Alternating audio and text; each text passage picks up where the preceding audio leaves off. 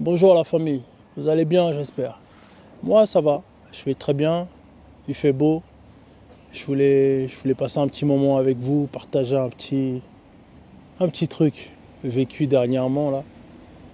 En fait dans mon quartier, là où j'ai grandi, on a perdu, on va dire, une tata du quartier. Une tantine, une tante, une grande sœur pour certains. Et c'était quelqu'un qui était vraiment aimé. Ouais. Vraiment elle faisait l'unanimité auprès de tout le monde. Donc paix à son âme. Et donc il fallait qu'on assiste la famille de l'illustre. Et donc voilà, on s'est réunis, on a fait ce qu'on avait à faire. Et puis pendant les funérailles et autres, en fait, j'ai essayé d'observer un peu les gens que j'avais quittés avant, étant donné que ça faisait quand même 7 à 8 ans que certains je les ai pas revus. Et donc, en discutant un peu, en parlant avec les gens, en fait, je me suis rendu compte que la vie, la société en général aussi, elle a un poids vraiment sur la mentalité des gens, bon, ce qui est normal. Mais beaucoup de personnes acceptent un peu le sort que la société leur impose en fait. Parce que moi, je les ai connus un peu vaillants, un peu courageux, mais le temps les a brisés. Le temps les a brisés, du genre, ils avaient du mal à sourire, ils se sont laissés abîmer, des trucs de ce genre. Et puis,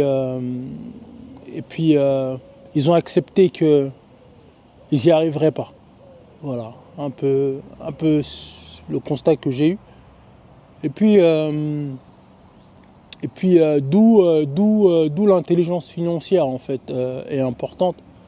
Parce qu'en fait, moi je me souviens quand moi j'étais un peu plus jeune, euh, ce qui m'a poussé à tenir bon, à rester debout, on va dire, c'était le fait que je voulais réussir ma vie, je voulais être riche, je voulais me sortir de la condition où j'étais.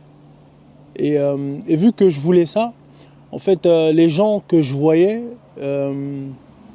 qui avaient réussi, en fait, c'était des gens qui faisaient du sport, c'était des gens qui parlaient correctement, ils étaient toujours propres, très généreux, souriants, euh, qui incarnaient un peu une attitude victorieuse. Voilà un peu le truc. Et, euh, et c'est quelque chose qu'on entretient avec le temps. Moi, je l'ai toujours entretenu. Euh, mais quand tu acceptes un peu le concept de métro, boulot, dodo, on va dire, et ben en fait, cette routine-là, elle brise un peu cet élan-là, le fait de prendre sur soi, tout ça, tout ça. Et je trouve ça dommage. Je trouve ça dommage parce que on se rend pas compte, mais la, la société, elle nous brise. Elle a un pouvoir sur nous, sur nos espoirs, sur beaucoup de choses. Et c'est dommage qu'on laisse à la société ce rôle-là, en fait, de choisir, de nous compresser, et que ça se voit, et que voilà, qu'on perde un peu la magie qu'on avait, quoi. Et donc, moi, le fait de vouloir devenir riche m'a toujours aidé. Riche dans le sens où complet, c'est-à-dire cultivé, propre, dans des beaux endroits, en train de manger des belles choses, des bonnes choses, voilà. Mais c'est difficile sur le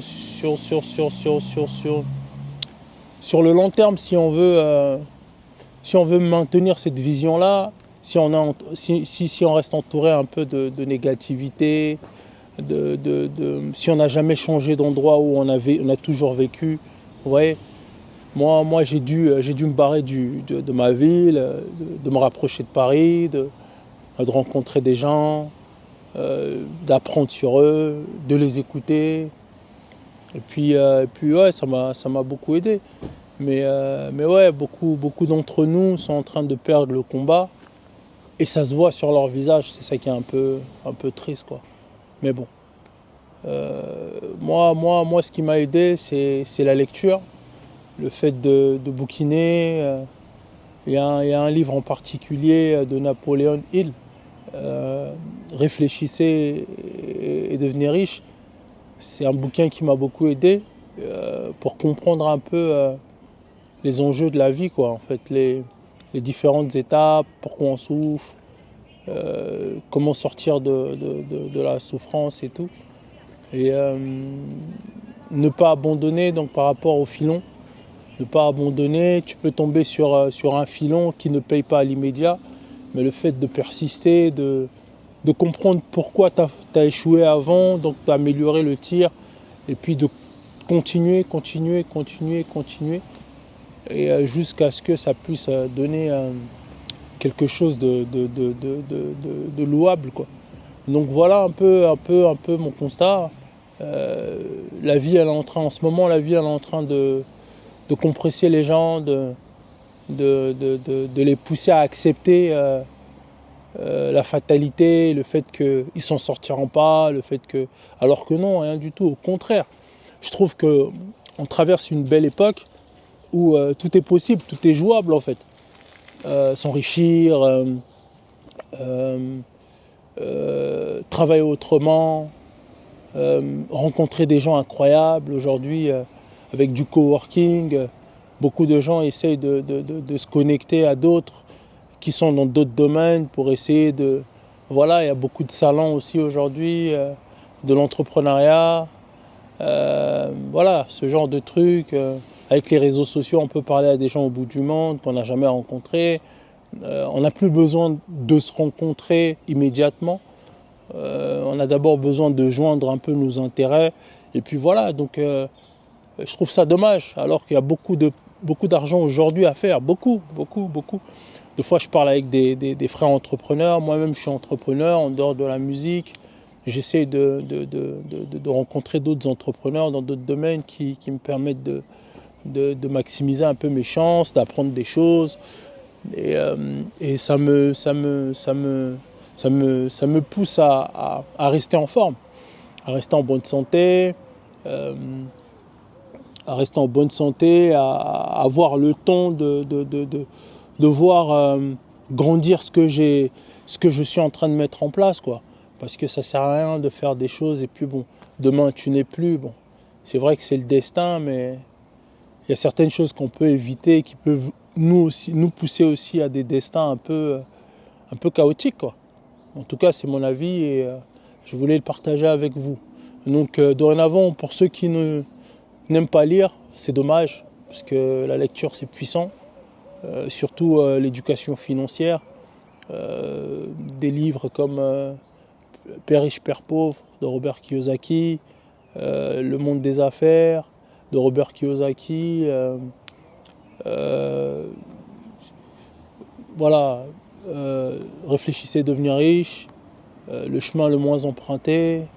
Il y a Brian Tracy aussi qui fait des bons livres sur la confiance en soi, tout ça. Et c'est des choses voilà, qui, en tout cas, je vous conseille à découvrir parce que moi, ça m'a beaucoup aidé. Et puis ça m'a ouvert l'esprit sur des choses que j'ignorais, quoi. Donc voilà, donc force à ceux qui me suivent. Et puis l'argent n'est pas mauvais en soi, en fait. L'argent n'est qu'un outil, une énergie qu'on peut distribuer à son bon vouloir, mais ça peut faire beaucoup de bien aussi à ceux qui en manquent. Donc c'est souvent dépeint comme quelque chose de pas bien, comment dirais-je, quelque chose de, voilà, qui crée des problèmes, mais ça apporte aussi beaucoup de solutions. Donc voilà, quoi, c'est important à nos jeunes âges de chercher de l'argent, de le chercher honnêtement, je vais dire, mais de le chercher d'une manière loyale, si je peux dire. Dans la créativité, en faisant des choses, en montant des projets, en invitant d'autres à investir, et puis voilà. Donc c'est important. En tout cas, c'est important, et pour ceux qui y arrivent, ils sont très contents. Ils Ils sont très contents et ça rend heureux en fait. Le fait d'être capable de créer quelque chose qui te rapporte de l'argent, je pense que, en tout cas moi, ça me rend heureux. Voilà. Juste le fait d'être capable de. Après, ce qu'on en fait, ça c'est un autre sujet. Mais ouais, gardez ça en tête quoi. En tout cas, force à vous et on est ensemble.